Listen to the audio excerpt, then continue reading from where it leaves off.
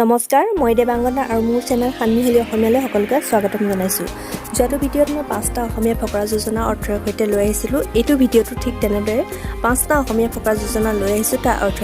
ভিডিঅ'টোৰ মাজলৈ যোৱাৰ আগতে মই আপোনালোকক এটা ৰিকুৱেষ্ট কৰিব বিচাৰোঁ যে মোৰ চেনেলটো যদি ছাবস্ক্ৰাইব কৰা নাই তেনেহ'লে সোনকালে ছাবস্ক্ৰাইব কৰি ল'ব আৰু কাষত থকা বেল আইকনটো প্ৰেছ কৰি দিব। তেতিয়া নতুন নতুন ভিডিঅ'বোৰ পাই থাকিব আৰু লগতে যিমান পাৰে সিমান শ্বেয়াৰ কৰিব। এতিয়া আহক ভিডিঅ'টোৰ মাজলৈ।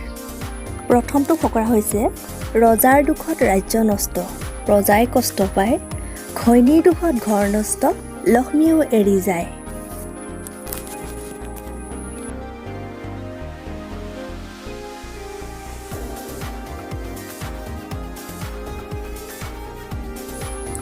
ইয়াৰ অৰ্থ হৈছে দেশ অথবা ঘৰখনৰ মুৰব্বীজনৰ কাৰণে কেতিয়াবা দেশৰ প্ৰজাসকলৰ দুৰ্দশা হয় বা কষ্ট পায়।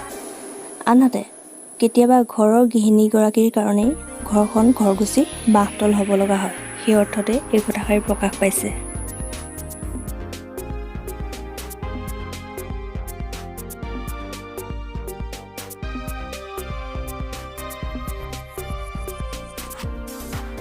দুই নম্বৰ ফকৰাটো হৈছে ৰেপি কটাৰ জীয়েকক চেপি কটালৈ দিলে, তিনিডাল দহি বটা যৌতুকত দিলে।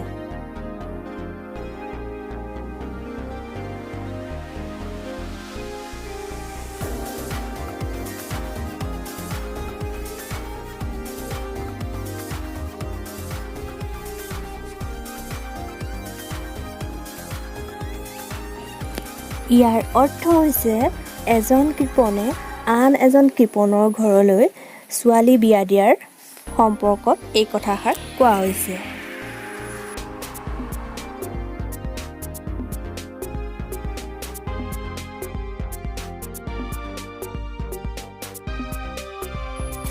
নাম্বাৰ 3, এঘৰৰ পাটনাত এঘৰৰ জৰি, এঘৰে পানী তোলে ঘটং মটং কৰি।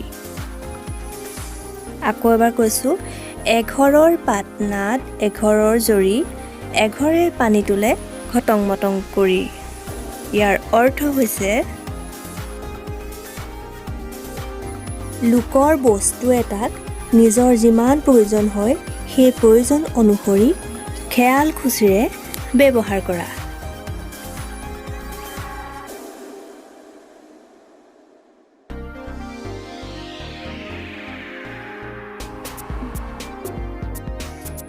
নাম্বাৰ 4, ছাগলী কিনিবা এচাৰি শিঙীয়া, গৰু কিনিবা গাই, ভাল মানুহৰ ছোৱালী আনিবা তেহে ঘৰ পাতি খায়।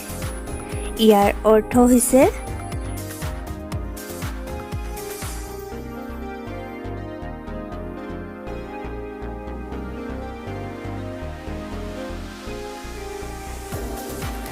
মানুহে কোনো এটা কাম কৰাৰ আগতে সদায় আগবাঢ়ি ভাবি চাইহে কামটো কৰিব লাগে।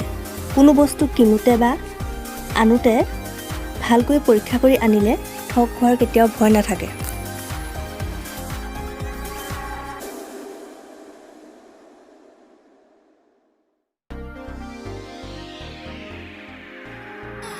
নাম্বাৰ 5 অৰ্থাৎ শেষৰটো ফকৰা হৈছে উৱাক নিন্দে কোৱাই, পুথি খলিহনাক নিন্দে ভেৰ পেটি যোৱাই।